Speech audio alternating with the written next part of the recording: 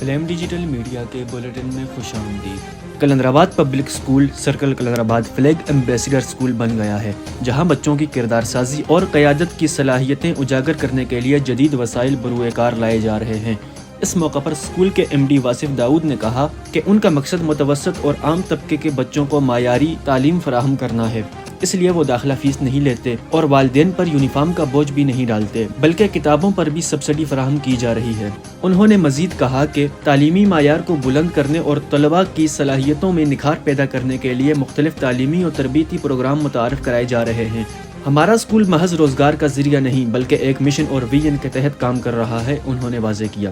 کلندرآباد public school نے مختصر عرصے میں اپنی قابلیت ثابت کی ہے اور اب فلیگ کے ساتھ شراکت داری کے بعد طلباء کو مزید مقابلوں میں شامل کرنے کے مواقع میسر آئیں گے۔ اس موقع پر واصف داؤد اور چیف پیٹرن فلیگ عتیق الرحمان کے درمیان MOU پر دستخط بھی کیے گئے۔ عتیق الرحمان نے اعلان کیا کہ فلیگ ایمبیسیڈر اسکول کسی بھی مقابلے یا ایونٹ کی فیس طلباء سے وصول نہیں کرے گا۔